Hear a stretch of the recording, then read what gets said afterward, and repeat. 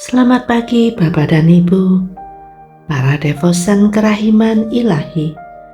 Bacaan hari ini dari buku harian Santa Faustina, nomor 40 sampai dengan 42, tahun 1929. Pada suatu hari, dalam misa kudus, aku merasakan suatu kedekatan yang sangat istimewa dengan Allah. Meskipun aku berusaha untuk menghindarinya dan melepaskan diri dari Dia.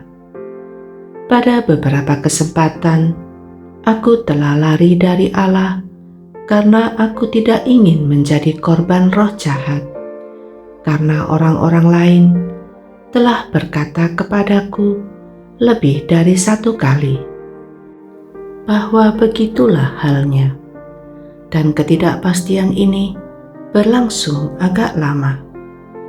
Dalam misa kudus sebelum komuni, kami harus membarui kaul.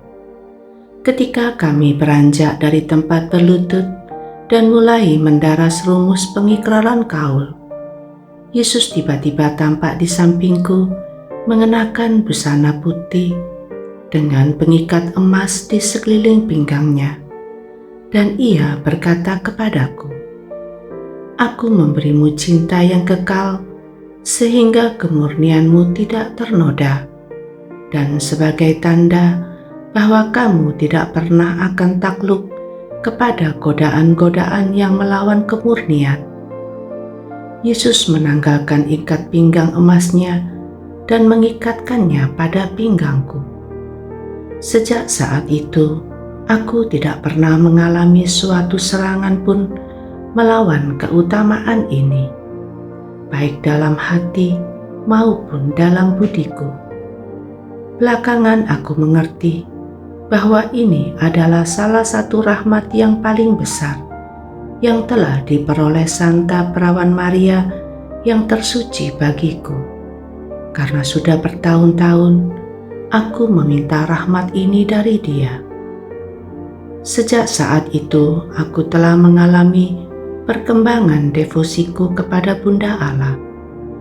Ia telah mengajar aku bagaimana mencintai Allah secara batin, dan juga bagaimana melaksanakan kehendak-Nya yang kudus dalam segala hal.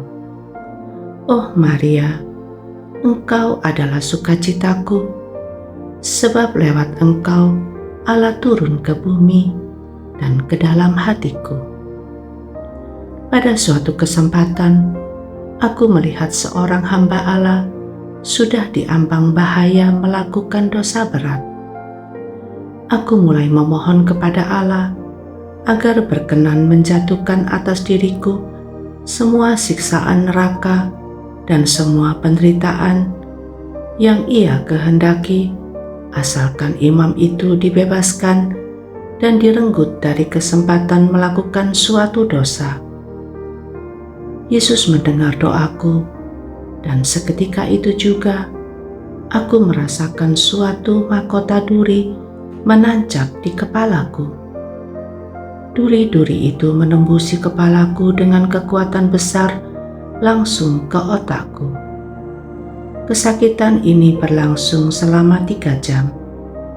Tetapi hamba Allah itu dibebaskan dari dosa dan jiwanya diteguhkan oleh rahmat Allah yang istimewa.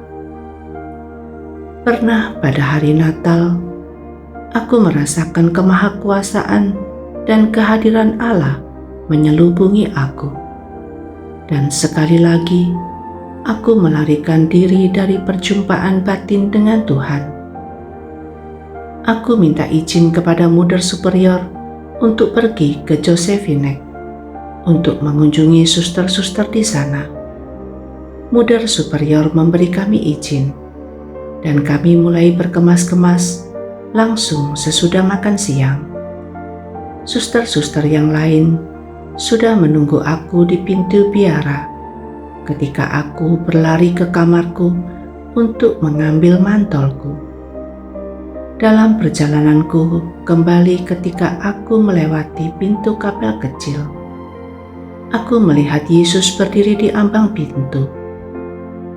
Ia berkata kepadaku, "Pergilah, tetapi aku mengambil hatimu." Tiba-tiba aku merasa bahwa aku tidak mempunyai hati di dalam dadaku. Tetapi para suster memperolok-olok bahwa aku berat hati untuk pergi, sambil berkata bahwa saatnya sudah terlambat. Maka aku buru-buru pergi bersama mereka.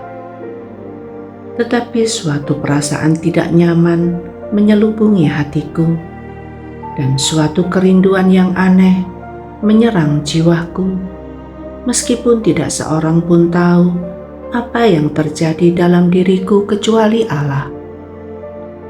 Sesudah kami tiba di Josephinek, baru beberapa menit aku berkata kepada para suster, "Mari kita pulang."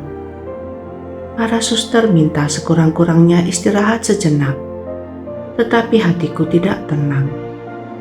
Aku menjelaskan bahwa kami harus kembali sebelum hari gelap. Dan karena jarak yang harus kami tempuh agak jauh, serta-merta kami berangkat pulang. Ketika Mudar Superior berpapasan dengan kami di lorong biara, ia bertanya kepadaku, "Apakah suster-suster ini belum berangkat? Atau malah sudah kembali?" Aku berkata bahwa kami sudah kembali, karena aku tidak ingin kembali di petang hari. Aku menanggalkan mantolku dan langsung pergi ke kapel kecil. Begitu aku masuk, Yesus berkata kepadaku, "Pergilah ke Mudar Superior dan katakan kepadanya bahwa engkau kembali bukan untuk sampai di rumah sebelum gelap, tetapi karena aku telah mengambil hatimu."